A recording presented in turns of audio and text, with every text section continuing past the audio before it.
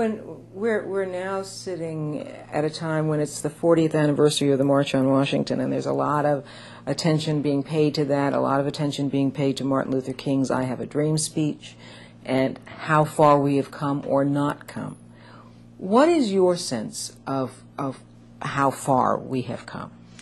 Well, if I start back in 1949, which is 50 years ago, the year I started practicing law, we've come all the way from a completely rigid, segregated society. In 1949, Ben Hooks stepped down the 164 bill over my law office, put my license, now ready to practice law.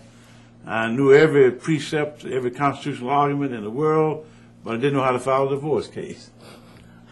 I didn't know how to file a simple will.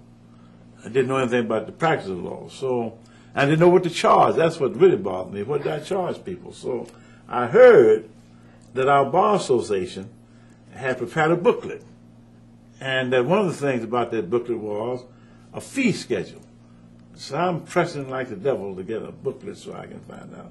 I finally get one, little booklet, I got it somewhere. And it started off by saying in the preface, this Memphis and Shelby County Bar Association shall be open to all white lawyers practicing in this vicinity. 1949.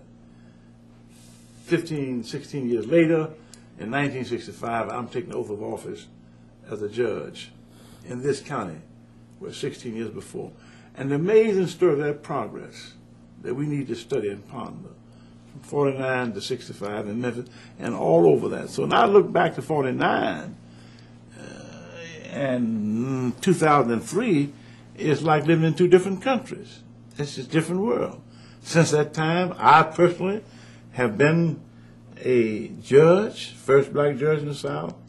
I have been a member of the Federal Communications Commission. I have sat as a special judge for the Tennessee Supreme Court. I've been a special ambassador to 3 African countries on missions sent by the president. I've been to the Dairy Queen and bought a hot dog right at the front window and ate it.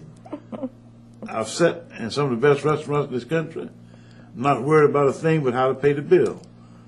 So I've seen the change. I've lived through it. I know the difference. I sat in my father's studio on the back porch, Hooks Brothers Photography Studio, 164 Bill. Where there's beauty, we take it. Where there's none, we make it. Everybody knew Hooks Brothers.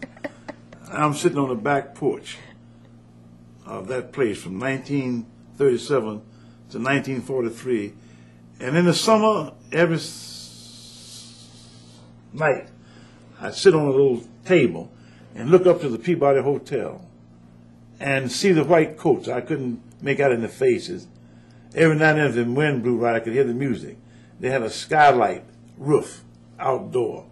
It was called the South's Finest and one of America's best hotels. The big bands, Guy Lombardo and all that crowd, used to play here. And as a little 12-year-old boy, 13-year-old boy, I'd sit there and look up and wonder if I'd ever make it up to the Peabody other than a waiter.